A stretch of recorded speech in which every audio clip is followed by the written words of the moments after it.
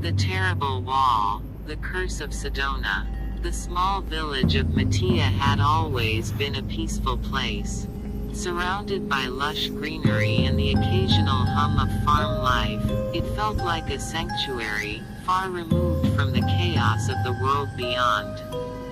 But in the heart of the village stood a looming figure, a structure that cast a long shadow over the peaceful community, a massive, crumbling wall known as the Terrible Wall.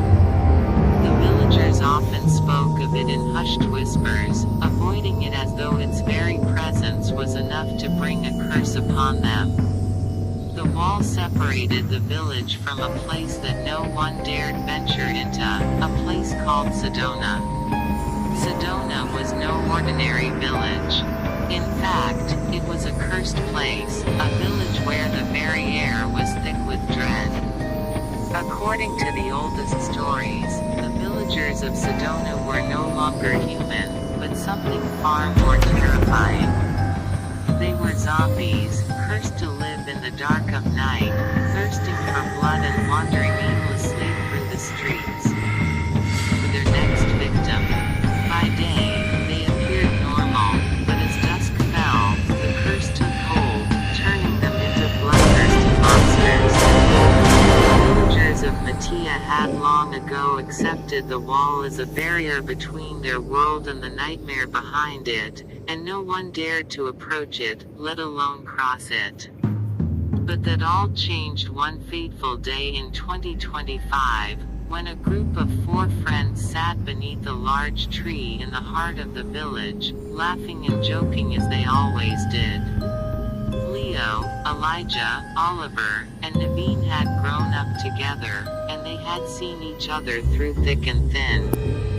They knew each other's fears, dreams, and desires, and they often made light of the village's strange superstitions. However, there was one thing about Naveen that everyone knew: he was terrified of the dark. Even the smallest shadows would send him into a panic, and the thought of crossing the terrible wall was enough to make his knees tremble. It was this very fear that his 3 friends decided to use, to play a game. "You know the rules, Naveen," Leo said, his eyes glinting mischievously. "The one who loses will have to go inside the terrible wall tonight at 6. Naveen gulped, his heart racing. "But that's impossible. The wall, it's cursed. No one goes near it, let alone goes inside it." Elijah chuckled, nudging him playfully. "It's just a game, Naveen. You can do it, but not as you stay there for long. Just a quick visit, all right." Naveen's face went pale as he realized the challenge he was about to face. But what if something happens? What if the curse is real? Oliver laughed, the sound echoing in the stillness of the forest. "Don't be such a baby, Naveen. It's just a wall. Nothing's going to happen." But despite their laughter and assurances, Naveen's heart pounded in his chest. He tried to think of a way out, but the game was already in motion. The stakes were clear: whoever lost the game would face the terrible wall. And so, as the clock struck 6 that evening, Naveen found himself standing before the wall, the air around him heavy with an eerie silence. His 3 friends stood behind him, their laughter fading as they watched him from a distance. The light of the setting sun cast long shadows over the wall, making it appear even more menacing than it had in the daylight. "All right, Naveen," Leo called out from behind him, his voice tinged with mockery. "You better go in now. Don't let the wall get you." Naveen's legs were shaky, his breath shallow as he took hesitant steps toward the wall.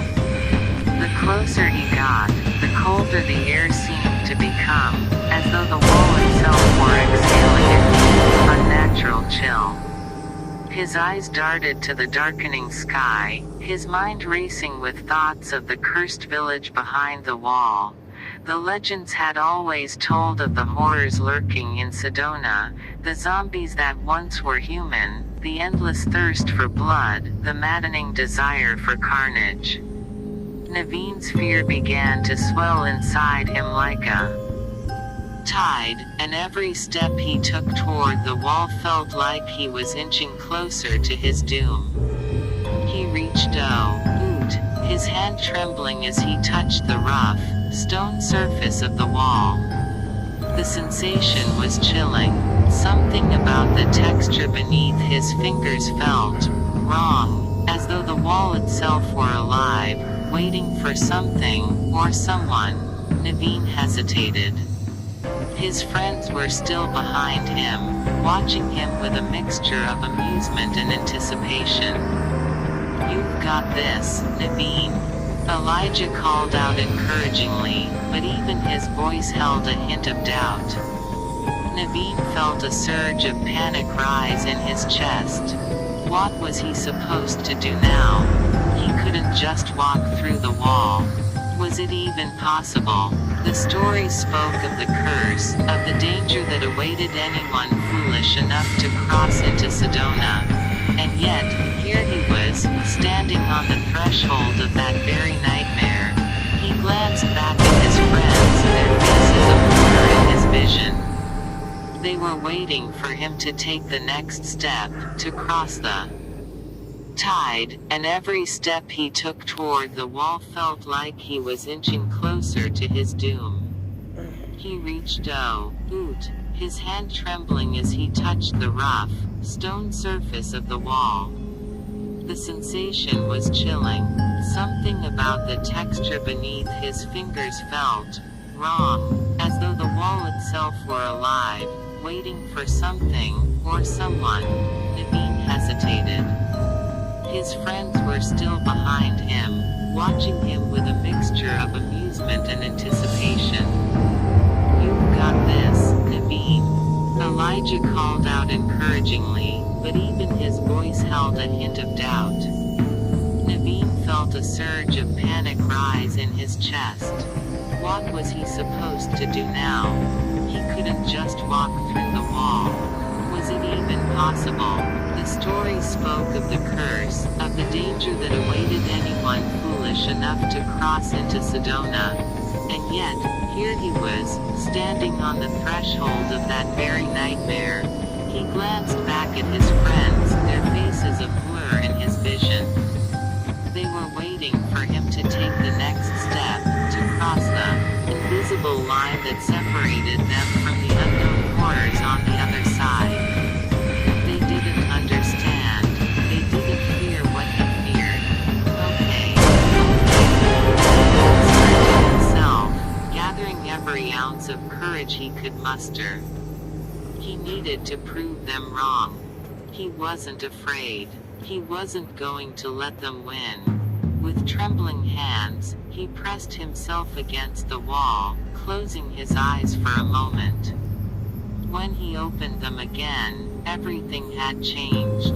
The air was thick with an unnatural fog, swirling around his feet, the scent of decay hanging heavy in the air. The walls seemed to shimmer, almost as if they were moving. The world beyond the wall was now in front of him, and it was nothing like he expected. The village of Sedona stretched out before him, a grim, desolate place. The houses were old and broken, their doors hanging off their hinges, their windows shattered. There was no sign of life, but Naveen felt a creeping sensation in his spine, as though eyes were watching him. The streets were eerily silent, save for the occasional rustling of something moving in the darkness.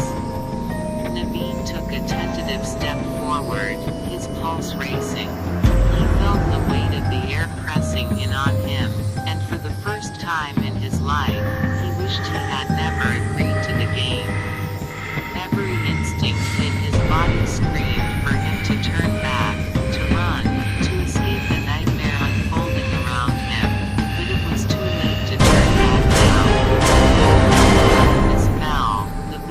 began to stir. Comment further next part and subscribe my channel.